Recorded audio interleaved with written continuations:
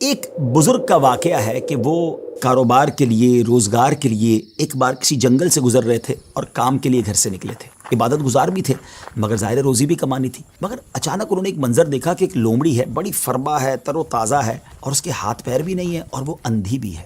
اب حیران ہو گئے کہ اس کے پاس تو نہ ہاتھ پیر ہیں، نہ آنکھیں ہیں، نہ دیکھ سکتی ہے، نہ چل پھر سکتی ہے، تو یہ کھاتی کیسے؟ اس کے کھانے کا انتظام کیسے ہوتا ہوگا؟ اسی شش و پنج میں تھے، آپ بیٹھ گئے۔ اچانک آپ نے دیکھا کہ زمین شک ہوئی اور دو پیالے نکلے، ایک شہد کا اور ایک دودھ کا۔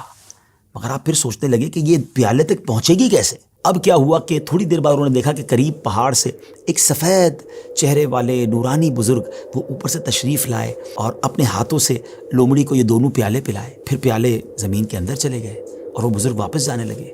تو یہ جو عبادت گزار شخص تھے، بزرگ تھے، یہ دوڑے اور جا کر ان کا دامن تھام لیا کہ حضور آپ تعارف تو کروائیں، آپ کون ہیں اور آپ کیوں یہ آئے تھے اس لومڑی کو یہ کھانا کھلانے؟ تو انہوں نے کہا کہ میں اللہ کے فرشتوں میں سے ایک فرشتہ ہوں اور میری ایک ڈیوٹی ہے کہ میں صبح و شام یہاں پر آؤں اور اس لومڑی کو اپنے ہاتھوں سے جو غذا ہے وہ کھلاؤں۔ ان بزرگ کی تو جس کو کہنا کہ طبیعت ہی چینج ہو گئی کہ جو رب اس لومڑی کو اس حالت میں بھی روزانہ رزق دے سکتا ہے تو وہ تو مجھے بھی رزق دے گا، مجھے کیا ضرورت ہے کام کاج کے لیے تکلیف اٹھانے کی؟ آپ جنگل میں چلے گئے اور اللہ کی عبادت میں مصروف ہو گئے۔ کئی دن عبادت کی، 7 دن ہو گئے مگر کچھ کھانے کو نہ ملا، بھوک سے برا حال ہو گیا۔ اللہ کی بارگاہ میں فریاد کی، میرے مالک مجھے بھی تو کوئی لقمہ غذا عطا فرما، اب بھوک برداشت کرنے کی طاقت نہیں ہے، یا میری روح قبض کر لے۔ اللہ کی طرف سے یہ ارشاد ہوا، یہ پیغام ملا کہ اے میرے بندے اپنے ہاتھ سے کماؤ، کسب حلال کرنا ہے، کوشش کرنی ہے، خود بھی کماؤ اور محتاجوں کو بھی کھلاؤ۔ جب اللہ کریم کی طرف سے یہ حکم ملا تو پھر ان بزرگ نے کیا کیا؟ پہاڑ سے اتر گئے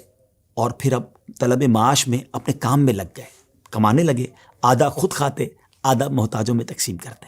اس واقعے سے سیکھنے کو یہ ملا کہ یہ دنیا عالم اسباب ہے، توکل یہ نہیں ہے کہ بندہ گھر میں بیٹھ جائے کہ بس اللہ روزی دے گا۔ یقیناً رب روزی دینے والا ہے مگر اسی نے اس دنیا میں اسباب بنائے ہیں اور ہمیں اپنے ہاتھ سے کام کرنے کا بھی حکم دیا گیا ہے، تو کوشش کرنی ہے۔ ہاں، کوشش کر کے جو اسباب اختیار کیے اسی کو سب کچھ نہ سمجھیں کہ چونکہ میری دکان ہے اس لیے مجھے رزق ملتا ہے۔ نہیں، رزق جو ہے وہ رب عز و جل ہی عطا فرمانے والا ہے، رازق وہی ہے، بھروسہ اس پر ہو، اسباب پر نہیں۔ لیکن توکل کو اس طرح نہ سمجھے کوئی کہ جناب اب کچھ کرنے کی ضرورت نہیں ہے۔ ایک بار ایک صحابی رسول نبی پاک علیہ الصلوۃ والسلام کی بارگاہ میں آئے اور عرض کی کہ حضور میرے ساتھ اونٹ بھی ہے، کیا میں اس کو باندھ کر اللہ پر بھروسہ کروں یا ایسے ہی چھوڑ کر رب پر توکل کروں؟ تو نبی پاک علیہ الصلوۃ والسلام نے بڑا کمال کا ارشاد فرمایا کہ پہلے اس کو باندھو اور پھر رب پر بھروسہ کرو۔ تو ناظرین، ایکچول تعریف توکل کی یہ ہے کہ ہمیں اسباب اختیار کرنے ہیں مگر خالق اسباب پر بھروسہ کرنا ہے۔ تو امید ہے کہ بہت ساری باتیں سمجھ آ گئی ہوگی۔ وہ رب سب کو رزق دیتا ہے، وہ ہمیں بھی دے گا۔